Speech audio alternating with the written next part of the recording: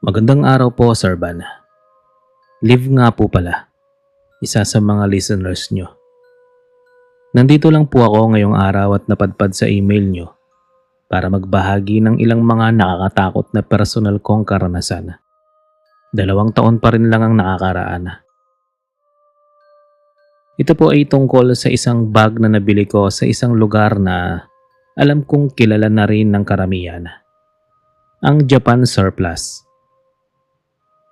Nag-umpisa po ito araw ng Martes noon. Maagang natapos ang klase namin. Siguro ay mga bandang 10:00 pa lang ng umaga ay tapos na yung last class namin. Sa halip na umuwi, ay nagkayayaan po kaming magkakaibigan na magtungo sa palengke dahil may ilan kaming kailangang bilhin ng mga materyales para sa isang activity na kailangan naming gawin para sa susunod na araw. 5 po kaming magkakasama noon. Panay mga babae. Nung makarating nga po kami sa palengke, ay agad naming inasikaso ang main agenda namin at namili ng mga kailangan. Noong matapos sa pamimili, ay dito na muling nagkayayaan kung san-san. Kumain muna po kami ng tanghalian noon bago magtungo sa Japan Surplus na katapat lang nung lugar kung san kami kumain. Madalang po akong pumasok doon. Pero dahil nga mapilit ang mga kaibigan ko, ay wala na rin akong nagawa at sumunod na rin lang sa kanila. Grabe rin kasi ang mga yon. Dinaig pang mga sales lady sa mga mall kung makapag-sell stock. Pero totoo rin naman yung mga sinasabi nila na mas affordable nga at mas magaganda yung mga gamit na nasa lugar na yon.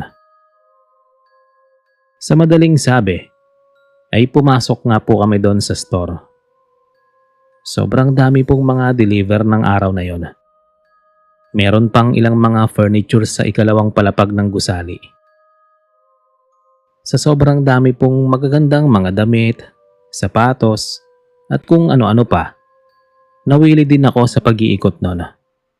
Kung kaya naman ay humiwalay na muna ako sa mga kaibigan ko para maghanap ng maaari kong bilhin. Nagtungo po ako noon sa may isang gilid ng lugar kung saan nakalatag ang mga bag. Sobrang dami pong mga bag doon, Sir Van. Sobrang gaganda pa po. At alam mong matitibay. Yung iba pa nga ay kilalang mga brands. Kagaya ng sinabi ko kanina, hindi po ako mahilig bumili at pumasok sa mga ganong lugar. Pero may isang bag doon na nakakuha ng atensyon ko. Shoulder bag po yun na kulay itim. Hindi yun kalakihan at hindi rin ganun kaliit. Sadyang sapat o tama lang ang maaaring ilaman. Tiningnan ko po yung maigi at nakita kong wala yung kahit anong problema at halatang maganda rin ang pagkakatahi at mga materyales na ginamit. Ang iniisip ko noon ay maganda siyang gamitin sa university at tama rin para sa mga paglabas-labas.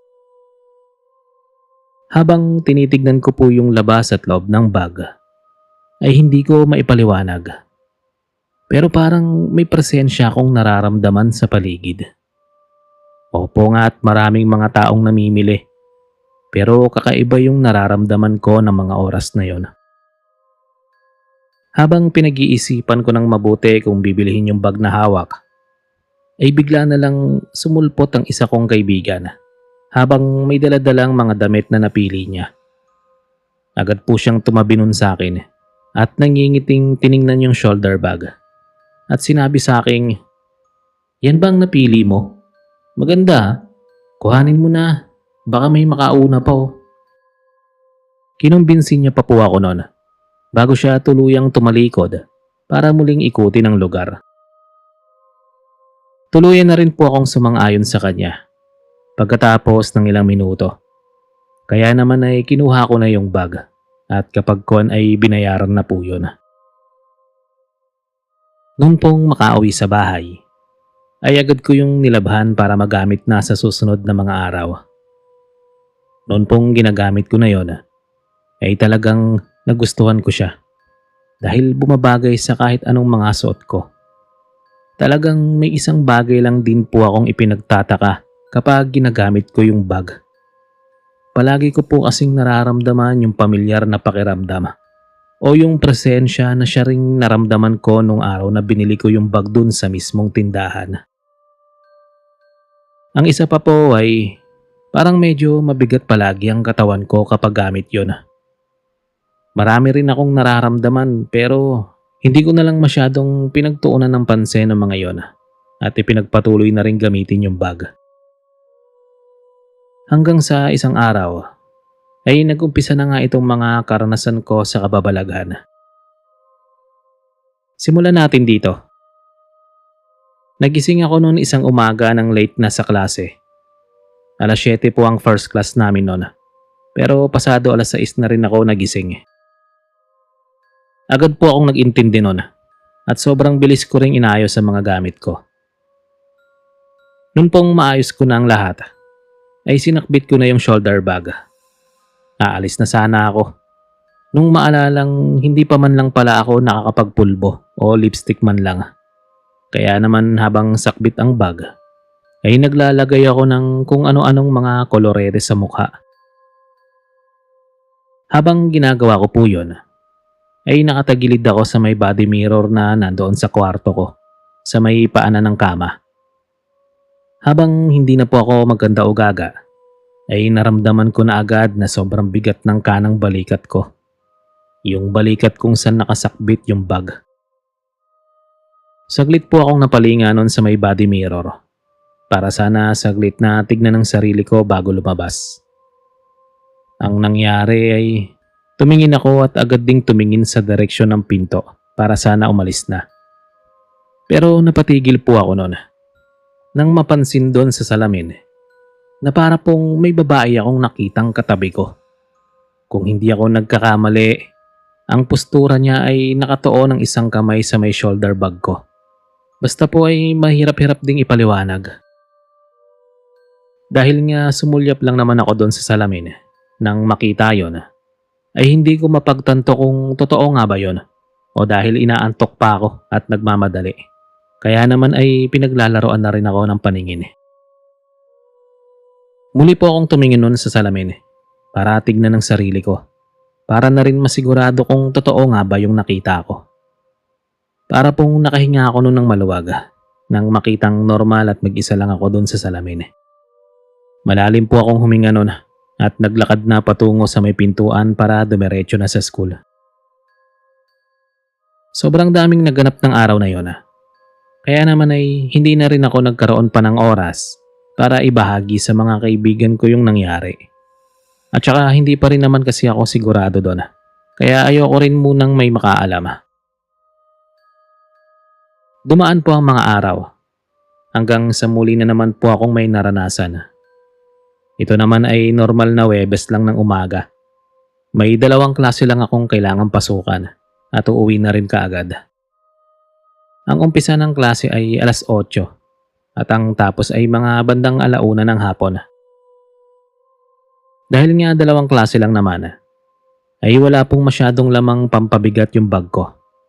Isang notebook lang ata, payong at ilang mga gamit na magagaan din lang. Natural lang akong umalis sa bahay noon.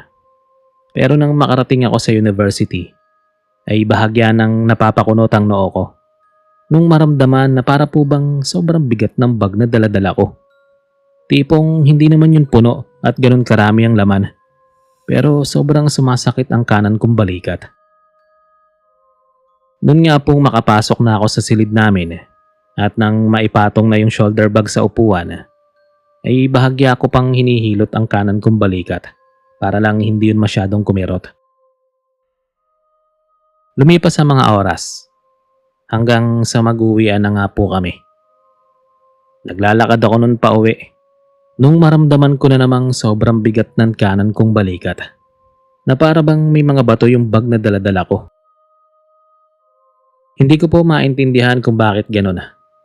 Kaya naman ay nagrereklamo na rin ako sa mga kaibigan ko. Kanya-kanya naman sila ng mga teorya. At sinabing baka nga raw nasusobrahan lang ako sa pagod. At kung ano-ano pa. Sa huli ay tinulungan na lang ako ng isa kong kaibigan at siya na ang nagdala ng bag para daw maibsan yung nararamdaman ko.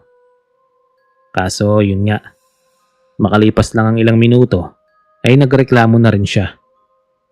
Liv, may ginto ba tong bag mo? Paano ba namang hindi sasakit ang balikat mo? Ang bigat-bigat nito. Agad ko pong ipinaliwanag sa kanya na wala yun halos na laman.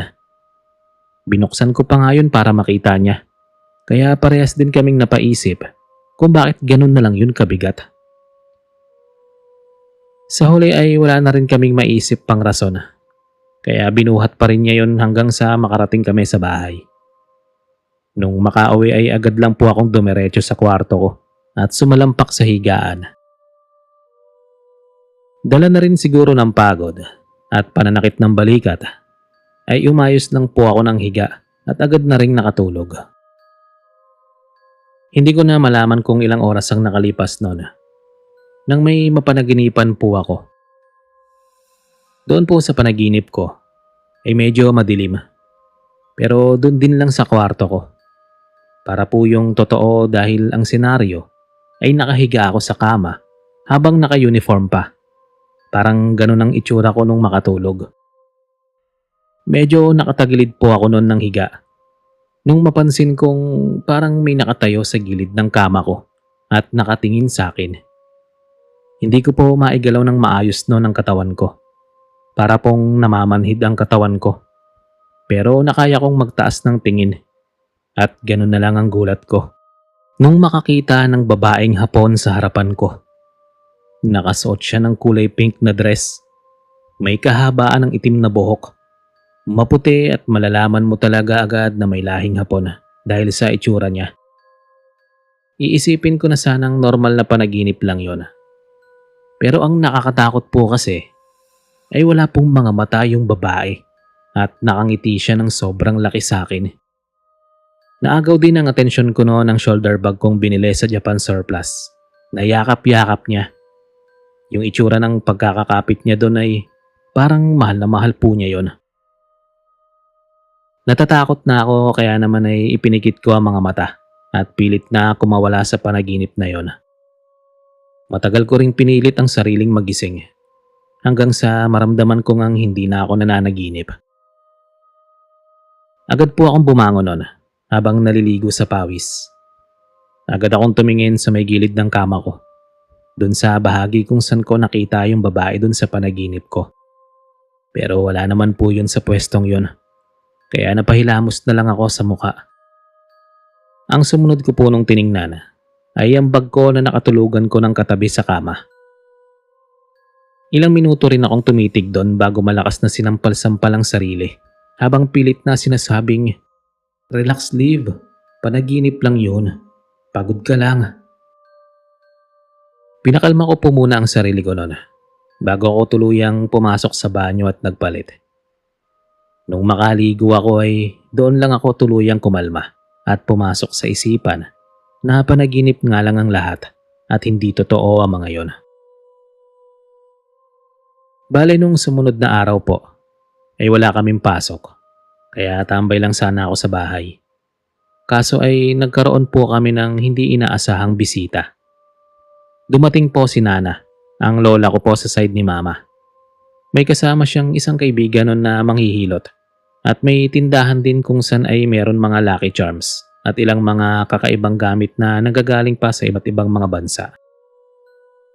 Marami din pong paniniwala ang matandang yon. Dahilan kung bakit may mga nakalawit na kung ano-ano sa bahay. Dahil pampaswerte daw. So yun nga po. Pagkarating nila, ay agad lang namin silang inasikaso ni Mama. Pinaghanda ng makakain at nang matapos ay sama-sama kaming nagtungo sa may sofa para magkwentuhan. Habang nagkukwentuhan sina Nana at Mama nun, ay napansin ko pong nakatingin sa akin yung kaibigan ni Nana na matanda. Nginitian ko lang po yun nung una. Pero medyo nailang na ako nung hindi siya ngumiti pabalik at nanatili lang ang pagtitig sa akin. Hanggang sa maya-maya ay bigla siyang may itinanong na talagang ikinagulat ko.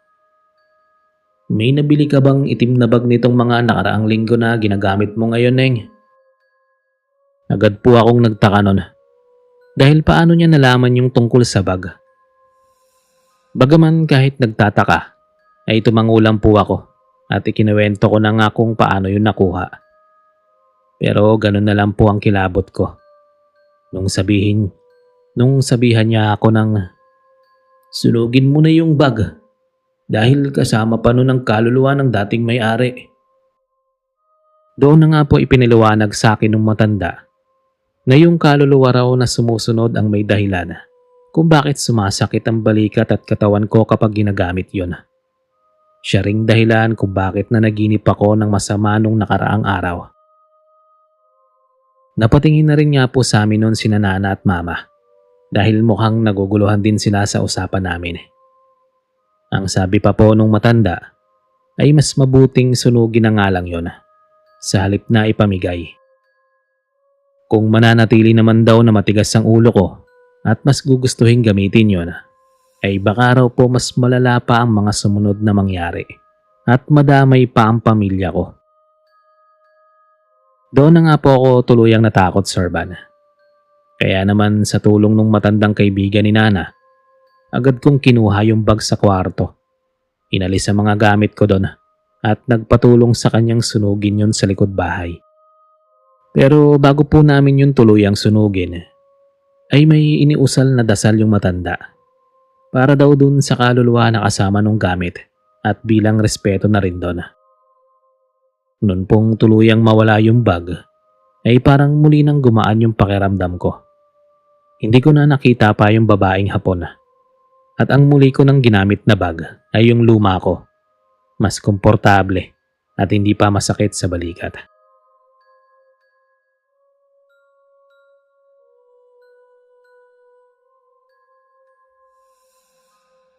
Bata pa man ako ay nakagisnan ko ng isang hilig ni nanay na hindi rin naman kaiba sa karamihan. Kagaya kasi ng ibang mga matatanda, ay mahilig po siyang mangolekta ng mga kasangkapan, lalong-lalo na yung mga nanggaling pa sa ibang bansa. Marami po siyang koleksyon ng mga gamit sa bahay, kagaya na nga lang ng mga teacups at mugs na iba't iba ang mga disenyo. Pero hindi niya po ginagamit ang karamihan sa mga yon. Talagang palamuti rin lang sa bahay. Ang isa pa sa mga bagay na talagang wala siyang kasawaan sa pangongolekta ay mga flower vase po. Hindi ko alam kung bakit interesado siya sa mga yon. Pero yun nga po, napakarami na naming mga flower vase sa bahay. Iba't iba ang mga sukat, disenyo, at kung saan din po nagmula. Maganda namang pagmasda ng mga yun sa bahay. Kaya naman ay hindi na rin ako nagrereklamo. Nung una ay suportado ko pa si nanay sa pangongolekta ng mga vase. Pero isang araw ay nagbago po yun. Nung may isang gamit siyang nabili na talaga namang naging dahilan ng mga kakaibang kaganapan sa bahay. Nangyari ito ay buwan ng Marso. Sa hindi ko na matanda ang petsa. Umuwi po nun si nanay na may daladalang vase na tama lang ang laki, na hindi ko maipagkakailang ubod ng ganda. Ceramic po yun at merong kakaibang disenyo. Dahilan kung bakit hindi na nakakapagtakang inuwi yun ni nanay. Ang kwento niya po sa akin ay dumaan daw sila ng Japan surplus ng isa niyang kaibigan. Nagpapasama daw po kasi yung magtingin ng ilang mga sapatos na kasukat niya. Kaya naman ay sinamahan na ni nanay. Noon pong makarating sila doon, ay agad na naagaw nung flower vase ang atensyon niya. Katabi ang ilan pang mga vase, ay tila nagliliwanag daw po yun sa paningin ni nanay. Habang tinitingnan niya nga yun, ay may isang nagtitinda na nagtutupi ng mga damit na nakapansin sa kanya. Nagbigay po yun ng kaunting impormasyon tungkol sa mga flower vase na nakaparada sa harapan nila. Ang sabi nga po nun ay magaganda raw ang klase ng mga vase. Hindi na rin naman nakakapagtaka dahil galing pang Japan ang mga yon. Maganda raw pong i-display sa bahay, lalong-lalo na sa may sala So tuluyan na nga pong nakumbinsi si nanay nun. Kaya naman ay lumapit na siya dun sa mga vase at kinuha yung naunang nakakuha ng atensyon niya. Ceramic po yun na talagang maganda at simple lang ang disenyo. Idagdag mo pang paboritong kulay yun ni nanay. Ngiting-ngiti pa siya nun sa akin habang nagkukwento at marahang pinupunasan yung vase. Hindi ko na lang pinakialaman ng trip ng ina ko at hinayaan ko na lang siyang linisin yung nabili. Kinahapunan po ay nakita ko nang nakadisplay yung vase sa may sala ng bahay. Meron na ring mga bulaklak doon, kaya naman ay mas gumanda pa po yun. Dumaan po ang ilang araw at nanatili namang normal ang lahat. Hanggang sa isang araw ay bumisita ang matalik kong kaibigan sa bahay. Sinundo niya po ako dahil may kailangan kaming puntahan. Masyado siyang napaaga nun dahil nung makarating siya sa bahay ay kakatapos ko palang pong maligo. Sinabi niya na lang sa akin na hihintayin niya na lang daw ako sa sala habang nag-aasikaso pa ako. Kaya naman ay saglit ko siyang iniwan doon at dumiretso sa kwarto para magayos. Hindi ko alam kung ilang minuto ang itinagal ko bago tuluyang matapos at bumalik sa may sala kung saan naghihintay ang kaibigan ko. Naabutan ko po siya noon na may iniinom na juice. Siguro ay binigyan siya ni nanay. Pero yung paningin niya ay hindi nakatingin sa akin, kundi ron sa bagong flower vase na nabili ni nanay. Aware naman na po siyang mahilig mangolekta ng mga ganun si nanay. At normal na rin sa kanyang maraming mga vase sa bahay dahil palagi nga rin siyang bumibisita sa amin. Hindi lang po pala tingin yung ginagawa niya dun sa bagong vase. Titig na titig po kasi siya doon habang bahagyang kumukunot ang noo. Natatawa pa nga ako sa ekspresyon niya noon. Kaya naman ay pumalakpak ako para bumalik siya sa katinoan. Natatawa ko pang tinanong kung bakit ganun siya makatitig sa vase. Ang isinagot na lang po niya noon habang nakatingin sa akin ay, "Bago?" Tinanguan ko na lang siya noon habang may hinahanap sa bag ko. Nabanggit ko nga sa kanyang nabili yun ni nanay nung isang araw. Tinanong ko pa rin siya noon kung bakit titig na titig siya doon. Pero medyo nagtaka ako sa naging sagot niya sa akin. Hindi ko alam, hindi ko nga pansin na nakatitig na pala ako doon. Naiiling na lang po akong tumingin sa kanya at agad na rin siyang niyayang umalis na. Nagpaalam po ako noon kay nanay. Pero habang nagpapaalam, ay napansin kong muli pang sumulyap ang kaibigan ko doon sa flower vase bago kami tuluyang lumabas ng pintuan. Ilang araw po ulit ang lumipas noon nang minsan akong umuwi ng gabi sa bahay. Siguro ay mga bandang 8:00 na rin yun dahil gabi na natapos yung huling klase namin. Pag-uwi sa bahay, ay dumiretso agad ako sa kwarto para magpahinga. Nakakain na rin naman ako noon sa labas. Kaya maglilinis na lang talaga ng katawan at matutulog na lang. Noon pong makapasok ako sa kwarto, ay agad kong napansin yung flower vase na nabili ni nanay nung nakaraang araw na nakapatong sa may study table ko. Nandoon po yun sa pinakagitna at may laman pa ring mga bulaklak. Ilang minuto ko po yung tinignan bago tuluyang ipinagsawalang bahala. Inisip ko na lang na baka inilipat yun ni nanay doon dahil wala namang vase sa kwarto ko. Isa pa ay mukha naman yung magandang tignan dun sa table ko. Kaya naman ay hindi na rin ako nagreklamo. Sa halip ay dumiretso na lang ako sa banyo, naglinis ng katawan at nang matapos ay agad nang humiga at agad ding nakatulog. Ilang oras ang lumipas noon hanggang sa sumapit po ang madaling araw. Nung dalawin ako ng masamang panaginip. Siguro ay bangungot kung ako ang tatanungin. Doon po kasi sa panaginip ko ay nakahiga ako sa kama habang natutulog. Nung maalimpungatan ako dahil may matandang lalaking Hapon na nakaupo sa may bandang tiyan ko. Alam ko pong Hapon siya dahil sa uri ng pananamit at yung mismong itsura niya rin. Sobrang bigat po niya noon. At hindi lang yon, sobrang sama po ng tingin niya sa akin. habang kapit-kapit ang leeg ko at mariin akong sinasakal. Hindi po ako makahinga noon ng maayos at pinipilit ko rin kumawala. Sobrang sama na ng pakiramdam ko. Pero napakinggan ko pang nagsasalita yung matandang lalaki. Hindi ko maintindihan ang sinasabi niya dahil ibang lengguwahe nga po yung gamit niya. Pilit akong kumawala nun. Sobrang sama at bigat na rin ang pakiramdam ko. Mabuti na lang po at maya-maya ay bigla na lang akong nagising. Agad po akong napabalikwas nun ng bangon habang habol-habol ang hininga at hindi makapaniwala na nangyari yon. Sa tinagal-tagal ko na po kasi doon sa kwarto ko ay madalang talaga akong bangungutin doon. Agad po akong tumayo nun para dumiretso sana sa kusina at kumuha ng maiinom na tubig. Nung maramdaman kong bahagyang sumasakit ang leeg at tiyan ko. Muli ko pong naisip yung tungkol sa panaginip ko. Pero agad ko rin yung binura sa isipan dahil imposible naman yung mangyari. Nagsunod-sunod po ang masasama ko mga panaginip ng mga dumating na araw. Hindi ko alam kung ano yung naging sudden reason kung bakit bigla na lang akong binabangungot.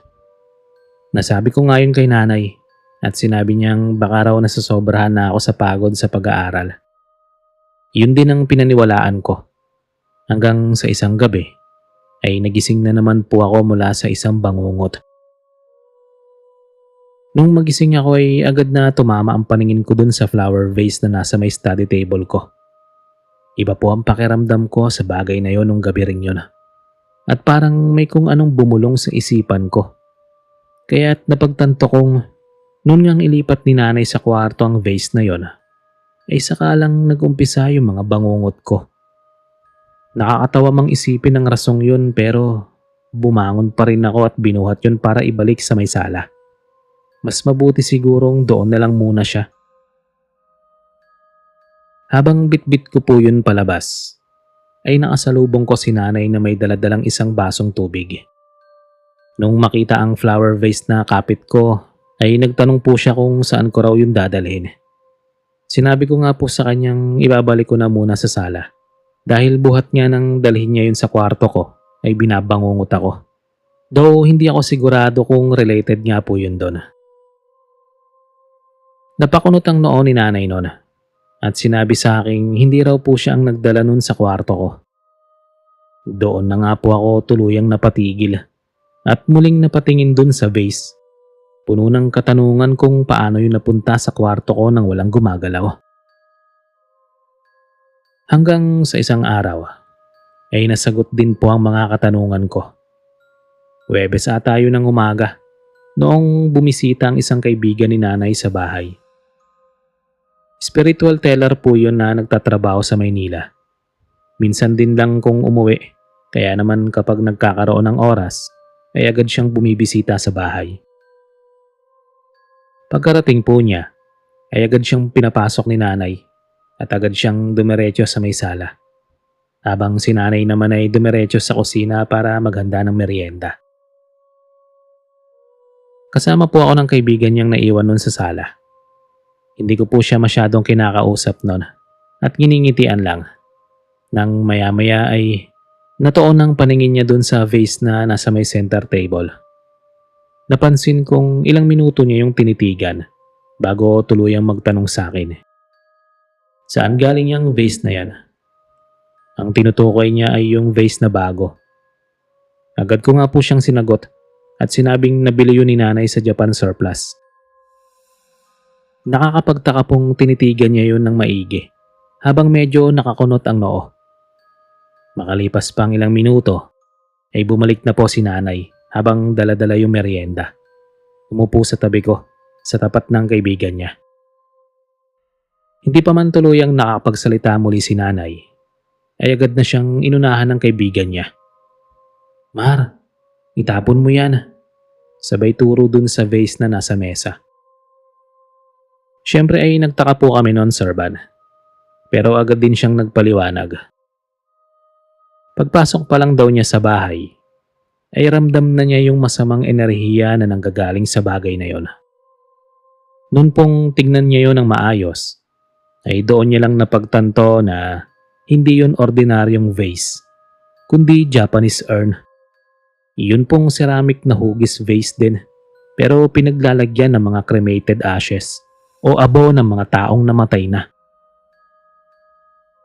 Gulat na gulat po kami noon ni nanay at hindi makapaniwala sa narinig. Ang sabi pa nga nung kaibigan niya ay talagang araw na pagkakamalan yung ordinaryong vase. Lalo na sa mga taong hindi masyadong pamilyar sa kultura at gamit sa ibang bansa. Hindi rin naman maipagkakailang pagkakatulad nun sa ibang ceramic na mga vase. Kaya medyo nakakalito. Noon pong sabihin yun ng kaibigan ni nanay, ay doon ko lang naisip yung tungkol sa matandang lalaking Hapon at sa mga bangungot ko. Doon ko lang napagtanto na yun ang totoong dahilan kung bakit ko naranasan ang mga yun. Dahil nga po doon ay itinapon na namin ni nanay yung Japanese urn. At buhat nang mawala yun sa bahay, ay hindi pa nagdadagdag ulit si nanay ng mga vase sa mga koleksyon niya.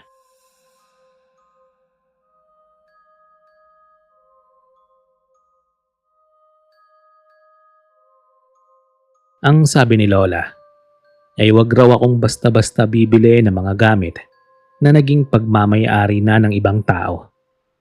Hindi sa pagiging pihikan, kundi bilang pag-iingat. Hindi ko pa po ito lubusang maintindihan nung una. Hanggang sa maipit ako sa isang sitwasyon na naging dahilan upang mabatid ko ang ipinapahiwatig ni Lola. Ito po ay nangyari nung umalis ako sa bahay para mag-aral sa kolehiyo. Nakatira lang po ako noon sa isang dormitoryo. Hindi ko na matandaan yung mismong petsa nung maganap to. Pero ang alam ko ay third year na po ako noon, second sem. Isang araw, katatapos lang po ng prelims namin noon, nangyayain ako ng kaibigan kong mag-ukay. Hilig na po niya talaga yon. Kaya naman ay palagi rin akong kasama sa mga trip niya sa buhay. Mga bandang hapon na yon, nang pumasok kami sa isang pwesto ng Japan surplus. Pagkapasok pa lang, ay napansin ko ng sobrang daming mga new arrivals. Sobrang gaganda pa ng mga klase at mga bagsak presyo. Dahil nga maraming nagugustuhan itong kaibigan ko, ay para siyang bulati na agad humiwalay sa akin at kung saan na sumuot. Ako naman po ay naglalakad-lakad lang at tumitingin nung mapadpad ako sa section kung saan ay may mga damit na nakatambak. Mukha pong mga kakalagay pa lang doon dahil inaayos pa lang ng isang nagtatrabaho dun sa lugar. Huminto po ako sa tapat ng mga damit nang may makaagaw ng atensyon ko. Damit po yun na branded. Sobrang ganda ng tela, ng kulay, at kung titignan mo po ang orihinal na presyo nun sa online, ay talagang sobrang laki ng diferensya. Sa online kasi ay umaabot po yun ng 1,000. Pero dun sa Japan surplus ay mahigit 100 lang po yun. Mahigit 100 pero wala naman masyadong problema yung damit. Dahil nga napusuan ko yon, ay agad ko na pong kinuha at binili. Pagka uwi ay agad ko po yung nilabhan dahil plano ko siyang suotin ng weekend since pwede sa aming mag-civilian. Noon pong sumunod na araw, nang matuyo yon, ay agad ko lang na inilagay sa cabinet ko at inihanger since hindi ko pa naman gagamitin. Dumaan po ang 2 araw noon at sumapit na nga ang Sabado. Maaga akong gumising noon para mag-asikaso at para na rin plantsahin yung bagong damit na nabili ko. Agad ko po yung pinuntahan sa cabinet.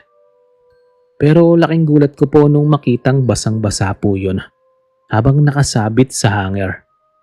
Bahagya pang tumutulo na akala mo ay kakaahon lang sa planggana at hindi pa pinigaan ng mabuti. Dahil nga po tumutulo yon, ay nabasa rin ng ilan kong mga gamit na toyo at laba pa. Sobrang nakakapagtaka po yun. Dahil paano mababasa yung damit? Gayong hindi ko naman yun pinapakialaman. At wala rin pong pwedeng mangialam na ibang tao sa dormitoryo ko. Dahil solo lang po ako. Gulong-gulo po ako noon, pero inilagay ko na rin lang sa may sampayan yung damit para matuyo. At hindi ko na yun masyadong napagtuunan pa ng atensyon dahil kinailangan ko na ring pumasok. Ang nangyari tuloy ay ibang damit ang sinuot ko. Akala ko po ay nakakapagtaka na yon. Pero nung sumunod na araw ay mas naging weird pa yung mga karanasan ko. Nagising po kasi ako noon ng mga bandang 3:00 ng madaling araw pagkatapos kong magkaroon ng masamang panaginip. Doon po sa panaginip ko ay may nagpakita sa aking babae. Japanese po yun. Maputla, basang-basa ang buong katawan. At ang nakakapagtaka pa ay suot-suot niya yung damit na nabili ko sa ukay. Masamang masama po ang tingin niya nun sa akin. Parang galit na galit. May sinasabi rin siyang hindi ko maintindihan. Pero isa lang po ang alam ko. Nakakatakot yung presensyang dala niya. Kaya naman ay nagising akong pawis na pawis. Noon pong mga sumunod na araw, ay palagi ko na pong napapanaginipan yung babaeng may suot ng damit na nabili ko. Panaginip ng panaginip ng panaginip. Hanggang sa sumapit ata ang mahigit 1 linggo. Nababagabag na po ako noon. Nang minsang muling magyaya dun sa Japan Surplus ang kaibigan ko. Muli ko po siyang sinamahan noon. Nang makarating kami dun sa store, ay muli na naman siyang humiwalay sa akin. At hindi ko na malaya ng sarili kong nagpunta dun sa section kung saan ko nabili yung damit. May nakita po akong nagtatrabaho doon na nag-aayos ng mga damit. Kaya naman ay hindi ko na napigilang magtanong. Hindi ko alam kung tama ba yun pero hindi ko na napigilan ng sarili at nagtanong kung saan nanggaling ang mga damit na yon. Lalo na yung nabili ko nung araw na nagpunta ako doon. Nag-aalangan pa pong tumingin sa akin yung staff. Pero makalipas naman ng ilang minutong pag-iisip ay umamin na po siya sa akin. Yun daw po ay mga second hand items galing Japan. Yun daw po ay damit ng mga biktima ng baha. At mostly ay patay na ang mga may-ari. Sadya pong kinilabutan ako nang marinig yun. Kaya naman ay hindi na ako nakapagpasalamat pa dun sa staff at minadali na yung kaibigan kong umuwi. Noon pong makauwi na ako ay agad kong kinuha yung damit at agad na po yung itinapon. Kinagabihan din nun ay nagtirik ako ng kandila at nag-alay ng dasal para dun sa babaeng nagpapakita sa panaginip ko na siyang tiyak na biktima at nagmamay-ari ng branded na damit na yon.